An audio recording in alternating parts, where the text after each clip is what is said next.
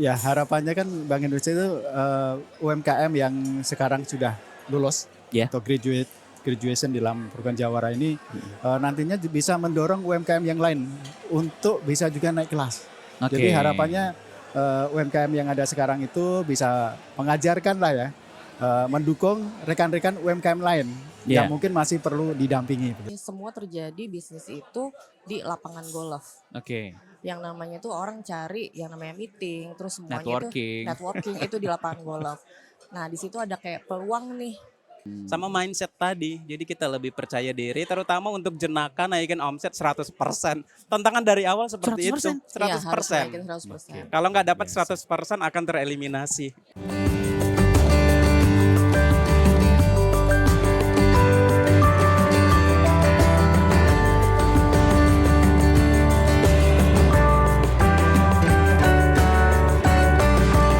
Podcast Naik Kelas.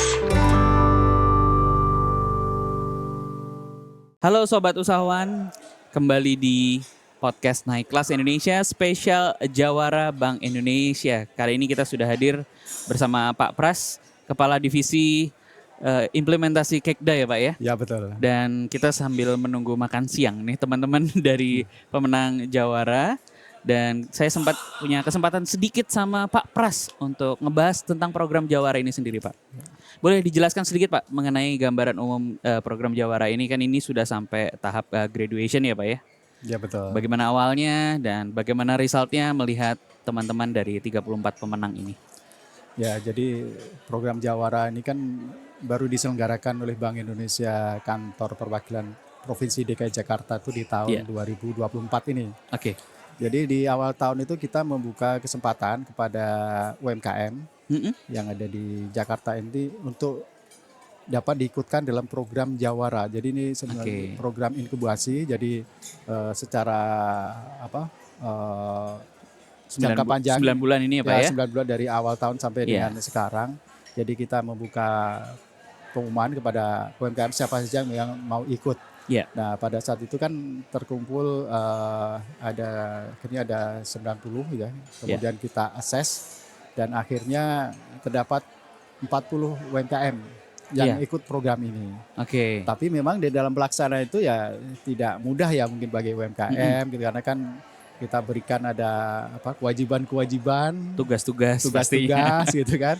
Ya kemudian akhirnya ada yang tereliminasi dan terakhir itu tersisa 34 UMKM dalam program Jawara sampai dengan graduation ini. Kalau boleh tahu Pak, misalnya karakteristik yang menang tuh harusnya seperti apa sih Pak teman-teman ini? Kalau karakteristik yang menang ya tentunya kita perlu melihat. Apakah omset misalnya gitu, ya, apakah potensi ke depannya? Ya salah satunya itu, kemudian kan ada beberapa program-program itu kan di dalam pelatihan ini. Misalnya terkait omset, kemudian yang bisa untuk go ekspor. Ya ada beberapa kriteria nanti terkait dengan kemampuan atau kapasitas dari UMKM. Selanjutnya Pak, ini kalau lihat program Jawara ini kan tadi memang Jakarta only. Kalau teman-teman sobat usahawan yang nonton, kira-kira Bank Indonesia ini mau menyelenggarakan ini secara luas nggak sih Pak? Maksudnya secara nasional iya, gitu betul, ya? Betul.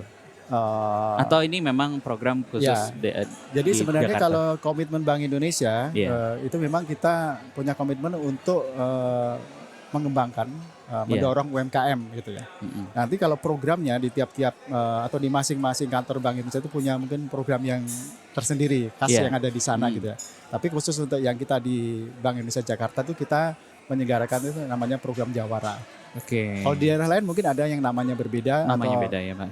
Kegiatannya mungkin ya hampir mirip gitu ya. Kemudian terakhir nih Pak, setelah teman-teman ini ada program inkubasi selama 9 bulan, apa yang diharapkan dari Bank Indonesia khususnya Pak? Setelah teman-teman ini lulus, apakah teman-teman ini mau jadi pilot, jadi contoh buat teman-teman UMKM lainnya, atau jadi duta, disuruh jalan-jalan ketemu sama teman-teman UMKM lagi ini untuk menularkan ilmu yang sudah diajarkan, atau apa Pak? Ya harapannya kan Bank Indonesia itu UMKM yang sekarang sudah lulus atau graduation di dalam program Jawara ini nantinya bisa mendorong UMKM yang lain untuk bisa juga naik kelas. Jadi harapannya UMKM yang ada sekarang itu bisa mengajarkan lah ya, mendukung rekan-rekan UMKM lain yang mungkin masih perlu didampingi begitu. Oke, jadi buat teman-teman sobat usahawan, kan ini program ini baru batch 1 ya Pak ya? Betul. Dan mudah-mudahan dari Bank Indonesia akan terus melaksanakan program Jawara ini sampai nanti banyak. Saya juga mau ikut Pak, karena saya juga punya usaha dong. Ya, silakan. Jadi gitu ya, tunggu aja update dari program Jawara ini. Mudah-mudahan tahun depan masih ada lagi dan teman-teman bisa mengikuti program ini. Sekali lagi terima kasih Pak Pras sudah mampir di podcast Naik Kelas Indonesia. Mudah-mudahan teman-teman juga di sini nanti saya juga bisa ngajak teman-teman yang lainnya untuk cerita lagi mengenai program Jawara di Bank Indonesia ini. Oke. Terima kasih Pak Pras. Sampai ketemu lagi. Terima kasih. Halo Sobat Usahawan Podcast Naik Kelas Indonesia. Masih di episode spesial Jawara dari Bank Indonesia. Jagoan Wira Usaha Jakarta. Begitu? Ya, benar? Betul. Benar.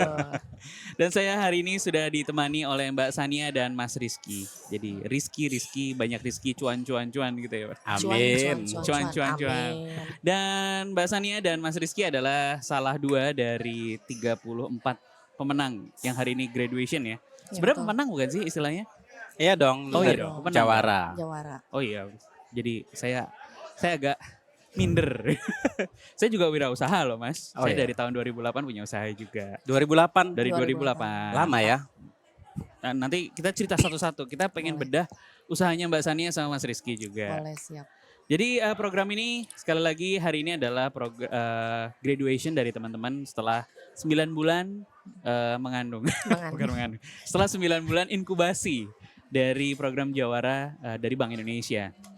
Jadi boleh diceritakan sedikit nih Mbak Sania dulu. Boleh. Bisnisnya apa sih? Terus kenapa sih awalnya kok bisa dari 400 sekian? Kira-kira kenapa bisnisnya Mbak Sania bisa lolos pertamanya dan sampai sekarang? Oke, siap.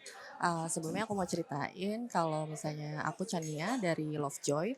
Lovejoy sendiri ini brand apparel golf.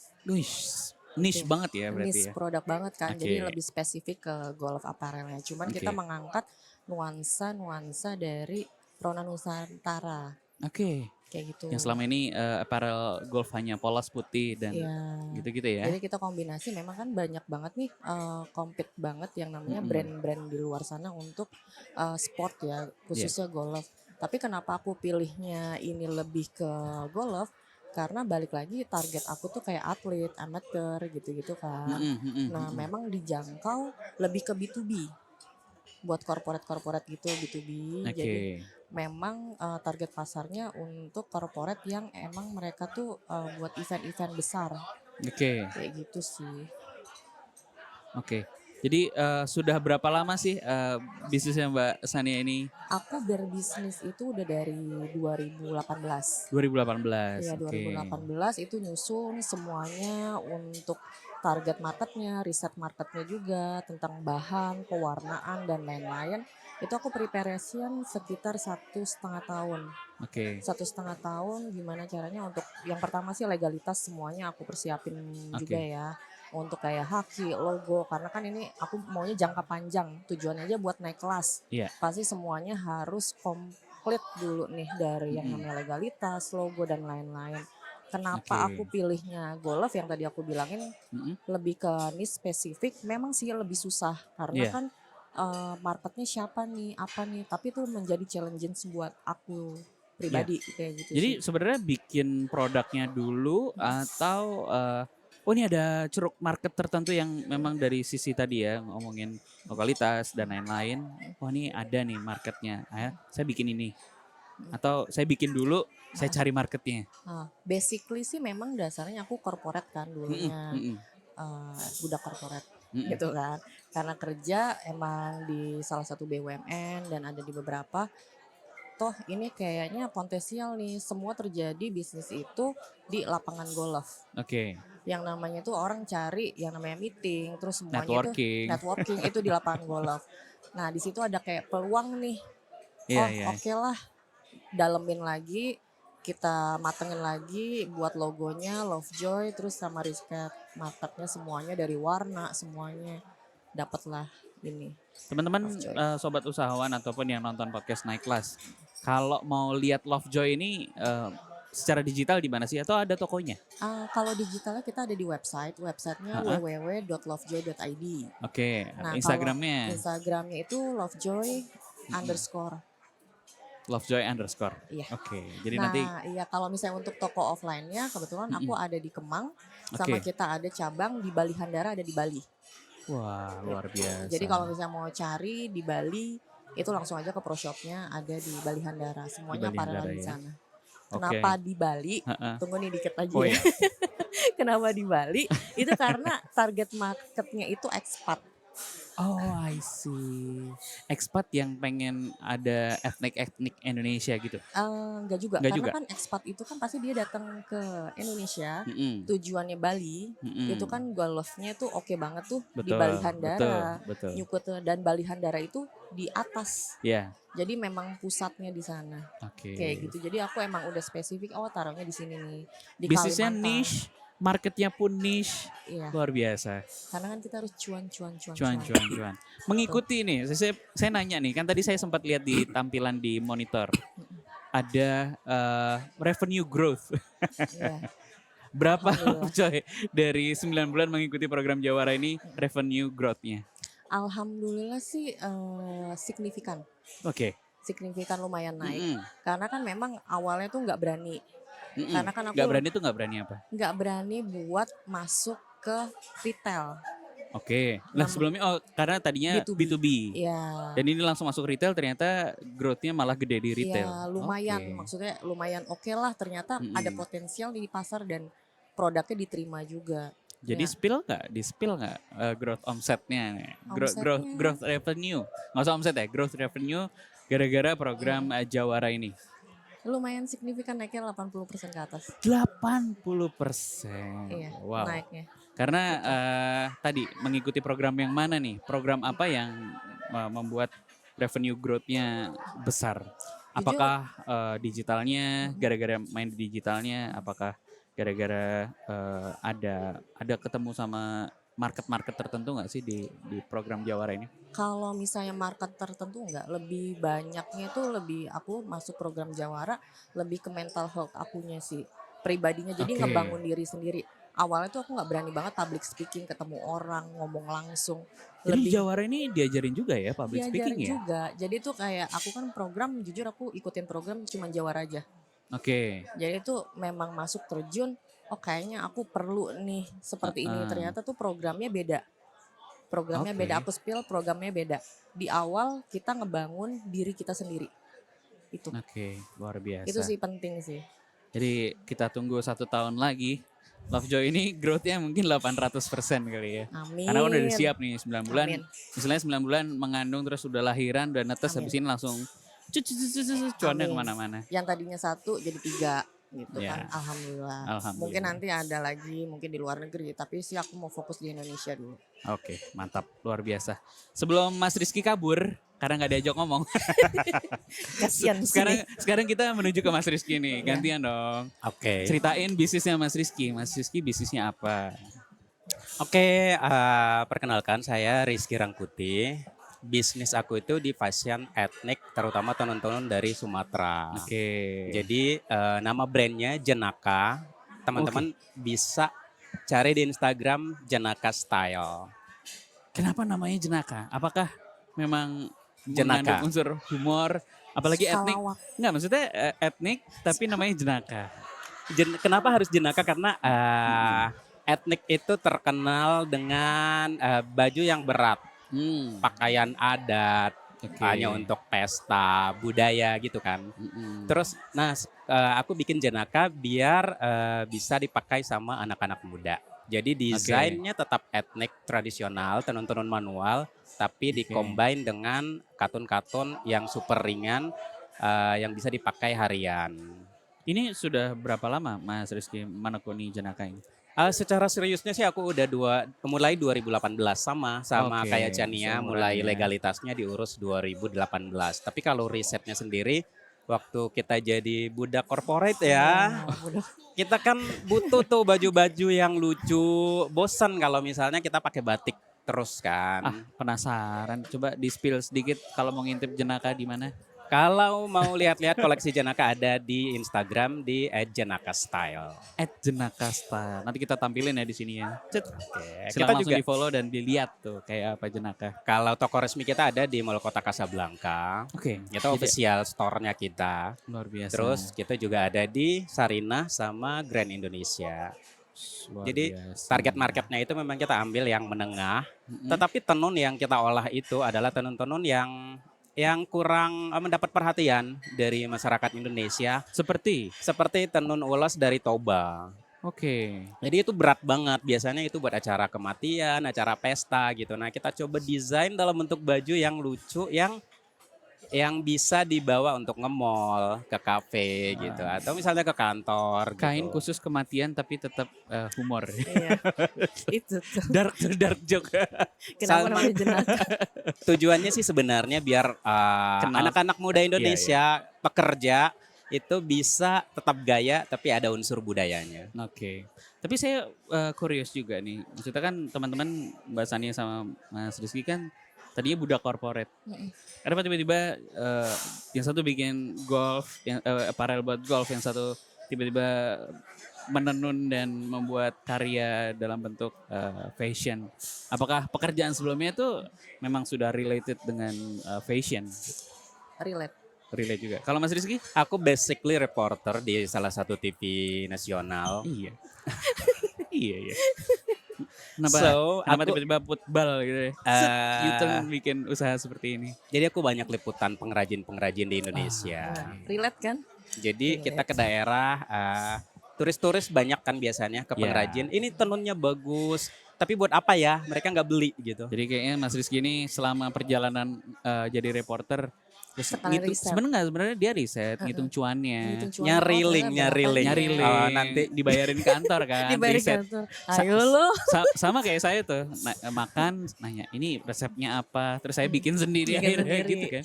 Akhirnya jualan sendiri deh. Akhirnya jualan sendiri karena pengen cepat kaya. Iya. Kan jadi budak korporat nggak bisa selamanya. Nah, untuk ngejar cuan yang banyak kan ya segitu-segitu aja kalau budak Tuh, korporat sobat kan. usahawan dengerin ya, buat kalian yang belum mulai usaha, barangkali memang kita siap-siap dulu. Siap-siap tuh bisa jadi riset dulu. Riset dulu. Kerja dulu, nggak Kerja apa-apa. dulu. Kita nabung ilmu, nabung tadi apa namanya Relasi. insight, nabung network, dapetin tadi ya liputan, Pengrajin. dapetin pengrajin. Jadi once aku udah mulai serius itu aku udah tahu nih pengrajin mana yang aku hubungin Nah, gitu. Iya. jadi ya banyak cara untuk menjadi wirausahawan ya. Tuh. Dan terakhir mungkin karena waktunya kita mepet, apa sih yang didapat nih mungkin kalau teman-teman belum tahu program Jawara tuh kayak apa sebenarnya secara ya disimpulkan aja mungkin kalau Mbak Sania dan tadi mungkin ada teman-teman lain yang punya insight yang berbeda terhadap program Jawara ini, apa sih yang paling didapat dari program Jawara ini? Iya, buat aku dulu ya. Iya. Yang program insight-nya yang didapat itu dari program Jawara, lingkungan teman-teman itu kan juga salah satunya relasi juga ya. Oke. Relasi juga dari sekian banyak, ini ada relasi juga, terus sama yang tadi aku bilang. Iya. Apa ya tadi aku bilang? Bilangnya mah.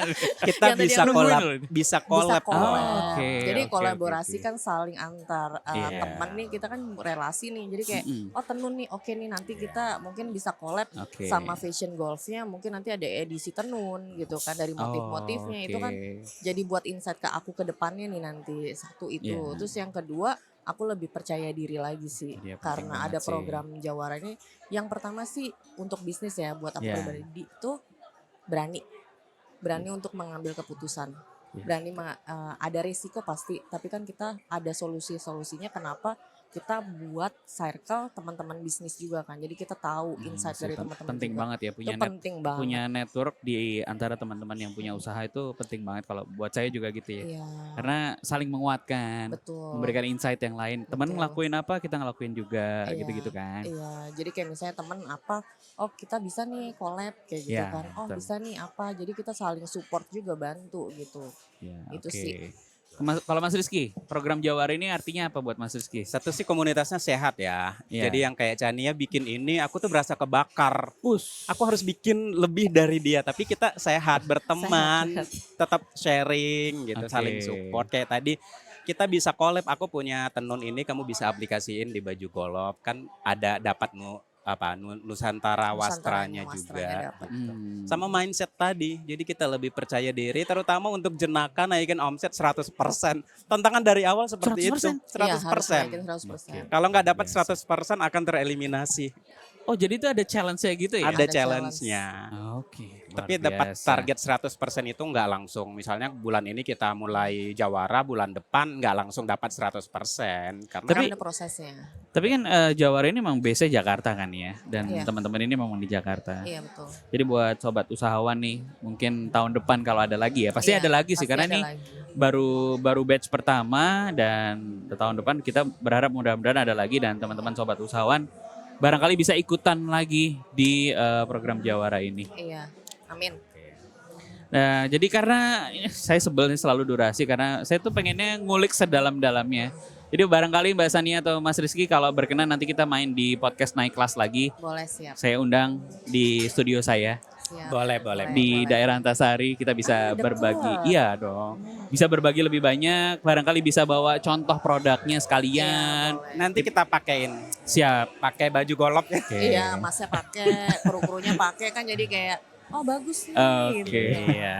Nih karena acaranya juga sudah mulai lagi nih. Ini berisik banget di sini. Mudah-mudahan teman-teman tetap bisa menyimak episode-episode selanjutnya karena kita masih bersama dengan Jawara dari Bank Indonesia. Sekali lagi Mbak Sania dan Mas Rizky terima kasih sudah berbagi sama teman-teman sobat usahawan di podcast Naik Kelas Indonesia. Siap.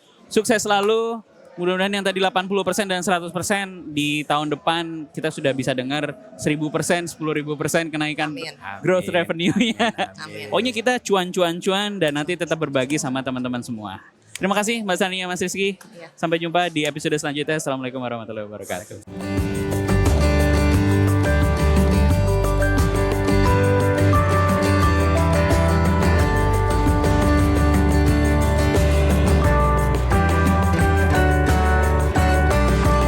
Podcast Naik Kelas.